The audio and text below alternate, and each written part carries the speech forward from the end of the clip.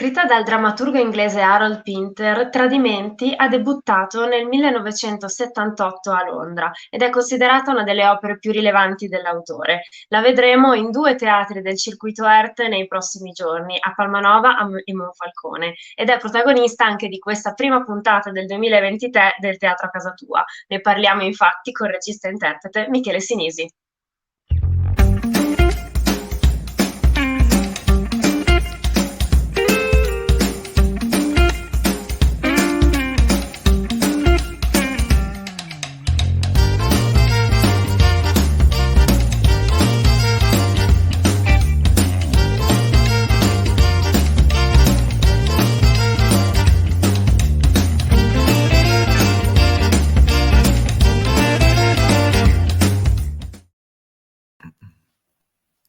Ciao Angela, ciao a Benvenuti. tutti. Ciao. Ciao Michele, benvenuti. Benvenuti dall'ERT FVG al Teatro a Casa Tua e grazie appunto a Michele Sinisi per essere nostro ospite nel nostro piccolo salotto di preparazione e presentazione degli spettacoli. Tradimenti, lo dicevamo, possiamo considerarlo un vero e proprio classico di Pinter. Puoi raccontarci innanzitutto di cosa parla? Ma guarda, il plot in qualche modo è molto semplice. Si parla di una storia vissuta a ritroso nella composizione, nella scrittura di Pinter, di una relazione extraconiugale, ossia tra Emma e Jerry. Emma è sposata con Robert, il quale, interpretato da me, il quale è un editore letterario, mentre Jerry è uno degli agenti letterari con cui lui collabora di più. Quindi tra Jerry e Emma, la moglie di Robert, intercorre un rapporto, una relazione extraconiugale. E tutto questo quindi è raccontato a ritroso, dal momento in cui finisce questa relazione extraconiugale fino a ritroso agli inizi, in cui inizia tutto questo. Appunto, Fondamentalmente la storia è questa, molto molto molto semplice, sì. esatto, è una storia semplice, però da un punto di vista, diciamo, che segue una linea temporale, si capisce fin da subito diversa dal solito. Siamo abituati a pensare alle storie di ogni tipo che partono da un principio e giungono alla fine, qui invece si parte dalla fine. Sì, guarda, questa è un testo, una composizione pinteriana che in qualche modo sorprende, forse storicamente, il rapporto con la scrittura, con la drammaturgia teatrale, nella misura in cui vediamo fortemente tracce di quello che è stato poi l'apporto del montaggio cinematografico, cioè abbiamo un rapporto col tempo, un andare avanti e indietro, cioè fondamentalmente si segue appunto, una tempistica a ritroso, al contrario, però in alcuni momenti si va avanti e dietro.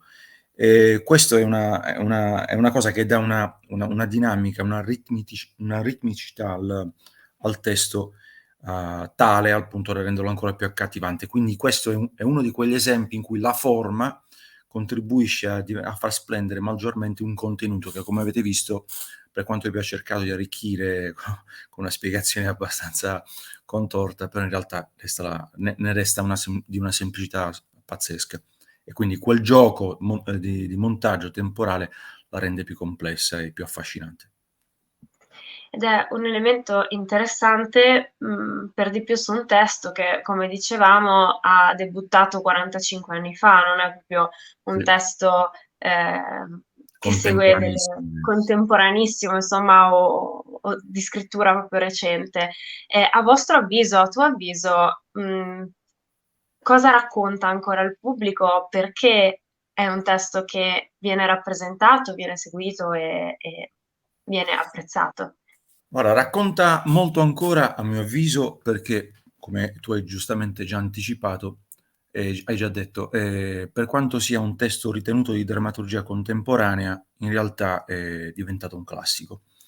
Quindi, come tutti i classici, in qualche modo, toccando corde profonde della nostra umanità, fuori dal tempo, per quanto di tempo, sul tempo lavori questo testo, fuori dal tempo, quindi finisce per essere, come posso dire, sempre connessa a noi nel corso della storia, del percorso umano, della storia dell'umanità, e quindi in questi 45 anni ha finito per, come posso dire, per corrispondere sempre, per rispecchiare sempre noi esseri umani in platea. Poi, Per ciò che riguarda il rapporto con, come posso dire, con la come posso dire, con l'idea stessa di far lo spettacolo, con l'opera in sé, a me ha molto affascinato il fatto di non poter toccare il testo, paradossalmente. Quella costrizione stessa è stata motivo di gioco e di divertimento. E senza voler spoilerare e anticipare al pubblico quello che vedrebbe dal vivo, il rapporto con questo obbligo, con questo compito, no, come sappiamo ben tutti, fino ai 70, 80 anni, adesso non ricordo benissimo, penso 70, fino ai 70 anni dopo la morte dell'autore stesso, si è sottoposti al controllo in qualche modo di chi detiene i diritti di messa in scena. Quest'obbligo, per me in realtà è diventato motivo di grande divertimento, sì, a cominciare dal rapporto con lo scenografo Federico Biancalani, come potrete vedere poi durante lo spettacolo. Sì, questo appunto è un elemento che spicca subito anche guardando alcune foto di scena, le abbiamo viste anche mentre stiamo parlando. C'è un allestimento che ha delle caratteristiche particolari, delle luci che compaiono, delle parole che cambiano, come poi, che creano poi di fatto la scena. Ci puoi raccontare qualcosa, un più di questa scelta o di cosa si devono aspettare gli spettatori? Ma guarda, praticamente questa condizione, cioè appunto di non poter toccare il testo, l'ho voluta ulteriormente esasperare. Quindi che succede? Alle nostre spalle, come vedete da queste foto che scorrono durante questa chiacchierata, praticamente quello è un totem realizzato da Federico Biancalani in cui sono riportate le didascalie delle varie scene che compongono il testo. Quindi questo rapporto con l'intoccabilità del testo l'ho esasperato al punto da mettere in scena anche le didascalie. Questo da una parte mi ha permesso di, di superare il rapporto naturalistico con lo spazio spaziale appunto della storia, al punto da poter riportare le didascalie, da poter illuminare, no? Rendere materiche le didascalie, mettendo le condizioni quindi il pubblico di immaginare il cambiamento di spazio, di luogo. Ora, questa cosa, però, quel totem alle nostre spalle è anche, come poi significa anche altro, cioè cosa? Essendo Emma, tra l'altro, la direttrice di una galleria d'arte contemporanea, quel totem alle nostre spalle significherebbe anche, come posso dire, rappresenterebbe anche una delle tante opere, no, voglio dire che a livello scenico,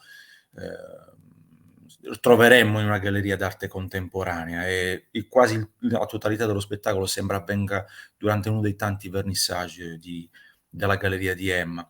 Mentre è allo stesso tempo col totem anche, come posso dire, una delle opere, voglio dire, sembrerebbe anche un foglio di un libro, di un testo, di un libro, di un'opera letteraria di cui appunto Robert ne è editore e Jerry ne sarebbe invece agente. Quindi questo rapporto con l'opera è portata fino in fondo, il rapporto mio registico con l'opera di non poterla toccare dal punto di vista verbale, enunciativo. Dal punto di vista storico del plot è qualcosa che sembra mette in scena gli elementi biografici, no, dei vari personaggi o comunque i loro rapporti professionali con l'arte e allo stesso tempo poi a mio avviso, cioè a me divertiva anche l'idea di mettere in scena alle nostre spalle mentre si agisce l'opera che volesse anche l'opera stessa di cui si sta parlando, Tradimenti di Pinter, l'impossibilità di toccarla fino al momento in cui ad un certo punto dello spettacolo poi quest'opera esplode, detona nel senso materico del termine, per poter capire dentro l'opera di Pinter, ma in generale dentro le d'opere d'arte cosa esiste, al punto da mettere in scena anche matericamente la famosa pausa pinteriana.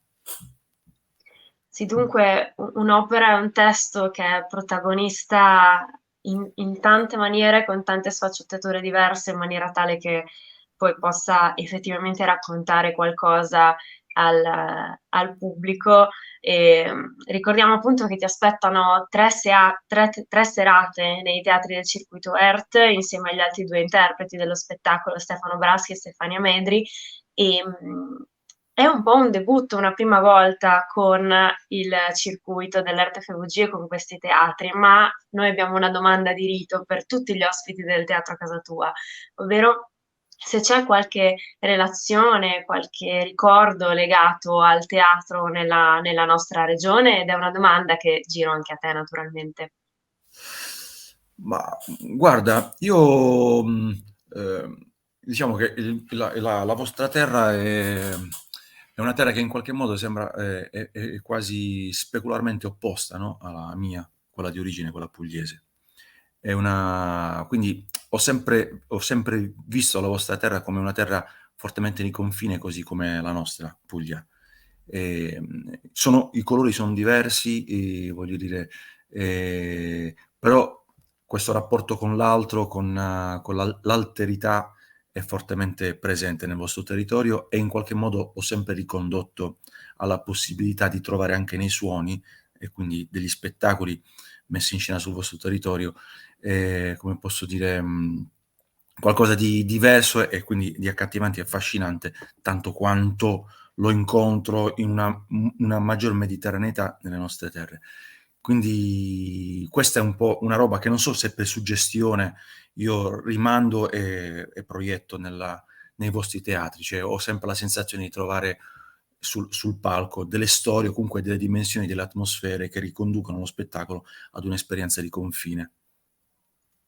E dunque speriamo, e questa è un bel auspicio, una bella suggestione di ritrovarla anche appunto a Monfalcone e Palmanova nei prossimi giorni con Tradimenti. Appunto ricordiamo, gli appuntamenti sono due date al Teatro Comunale di Monfalcone, martedì 17 e mercoledì 18 gennaio, e a seguire giovedì 19 al Teatro Modena di Palmanova. Dunque io ringrazio molto Michele Sinisi per essere stato nostro ospite e averci introdotto e presentato questo spettacolo, e invitiamo naturalmente tutti e tutte a teatro. Grazie a te Roberta, grazie agli spettatori che stanno guardando questo video e spero di vedervi numerosi, di trovarvi numerosi a teatro. Grazie, grazie mille. Ricordiamo che tutte le informazioni e la possibilità di acquistare i biglietti è disponibile online sul nostro sito rtfvg.it, e mentre le puntate del Teatro a Casa Tua, passate e future, saranno sempre disponibili per tutti e tutte, sempre sul nostro sito. Grazie mille e buona serata. Ciao, grazie a voi.